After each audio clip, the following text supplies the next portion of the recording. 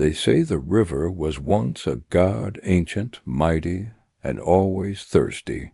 Long before the village had a name, it whispered through the trees, demanding tribute for rain. Every 30 years, when the earth cracked and skies forgot how to cry, the elders chose her a virgin, pure and unknowing, to walk into the water's arms. They called it sacred, but the mothers knew better. The drums slowed, the weeping grew, and the river always remembered. The skies have turned their backs. Rain hasn't fallen in weeks. The ground cracks like old skin, and crops wither under a merciless sun. Rivers shrink into silence. The people gather, eyes heavy with memory. They know the signs. This drought is no accident. It is the river's hunger returning. Fear creeps into the village like smoke. Whispers rise. It's time.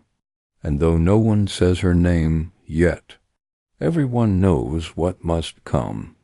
The elders meet in shadows, their voices low, their faces older than stone. They speak not of choice, but of duty. The drought must end. They say the river must be fed. One chair sits empty, the seat of dissent, silenced years ago. A name is whispered, a fate sealed. None protest. Not openly. Tradition is heavier than truth, and so with bowed heads and dry eyes they send for her, the chosen sacrifice. Anaya is just 19 bright eyes, sharp mind, a spirit that questions everything. She laughs like wind through trees. But the laughter fades when the elders arrive. Her mother falls to her knees. Her little sister hides behind a wall. Anaya doesn't cry. She listens. She nods. Inside something breaks. She is the chosen. The village calls it honor. But in her silence a fire is born, one that will not go out quietly. That night Anaya's mother enters her room with trembling hands. Her voice is low, cracked with memory.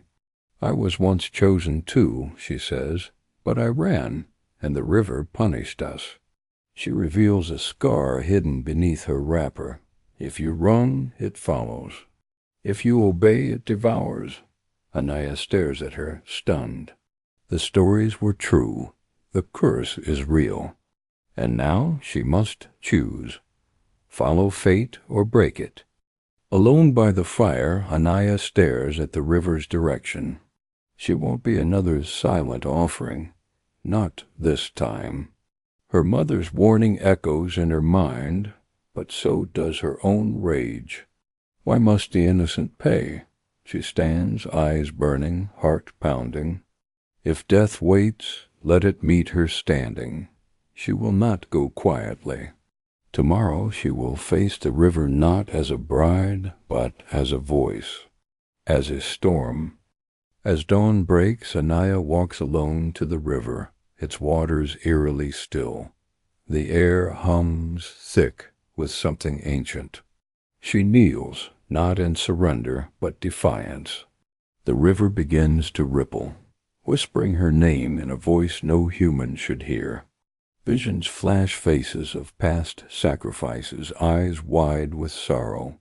A gust of wind stirs the trees. The river calls her forward, not as prey, but as something else entirely. Anaya steps into the water. It's cold, alive. Suddenly it pulls her under no struggle, just silence. Beneath the surface a vision unfolds. The river shows her its truth, not a god but a prison cursed by forgotten sins. The souls of past brides drift like shadows, eyes hollow. One reaches out and touches her. Break the chain, it whispers. Then light erupts, and Anaya wakes gasping on the shore, forever changed. Anaya returns soaked and trembling, her eyes distant, glowing faintly like moonlit water. The villagers gasp. No one has ever come back.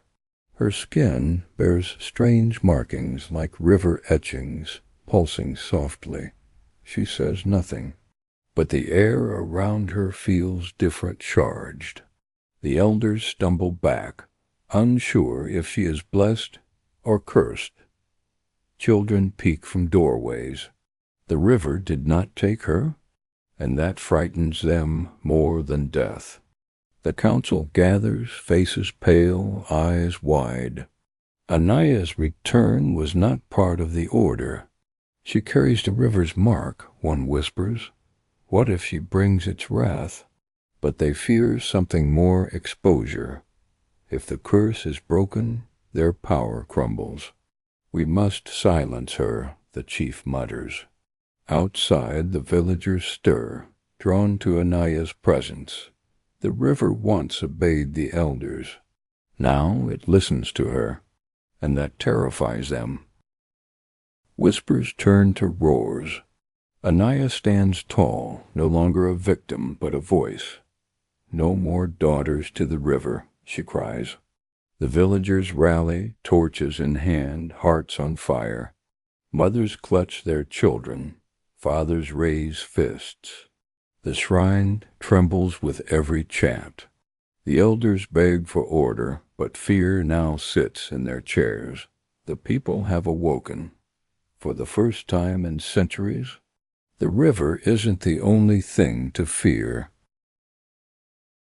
The river awakens, furious. Thunder cracks. Waves surge beyond the banks, flooding paths and homes. But Anaya stands unshaken, her markings glowing brighter. "We are not afraid." She shouts above the roar. The villagers form a circle behind her. Not running, not bowing. United, the river crashes again, then slows. Silence spreads. In their defiance, they've summoned something stronger than fear-hope. Morning breaks with golden light. The river is calm, watchful. The shrine lies empty, the old altar shattered. Anaya steps forward and plants a carved stone where the virgins once stood. "No more blood," she whispers. The villagers gather, planting seeds, not sorrows. Children laugh near the water's edge. From sacrifice to sanctuary, the cycle is broken. Not by force, but by faith reborn. A new covenant etched not in fear, but in freedom. At night, Anaya returns alone to the water's edge. Moonlight dances on the surface. She kneels, fingers brushing the current. "I am not your enemy," she says softly. The river stirs, but gently now. A soft breeze carries her words. No thunder, no roar, only stillness. For the first time it listens. The river, once feared, now watches with ancient eyes, not as a god, but as a witness to change. Years later, the river still flows, but no more girls are taken. Children play by the banks. The village thrives. Elders now speak of Anaya, the girl who faced the god and returned with peace. Her name is whispered with reverence, not fear.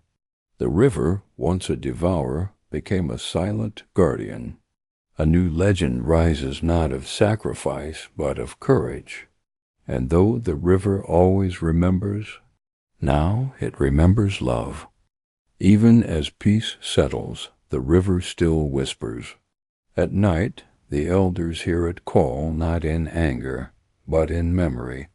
Anaya's courage lives on, not only in song, but in the choices of every girl no longer afraid. The water flows softer now, gentler on the banks, but deep beneath, the spirit stirs watching, waiting, not for sacrifice, but for stories, because even gods, it seems, are changed by love, and legends, like rivers, run forever.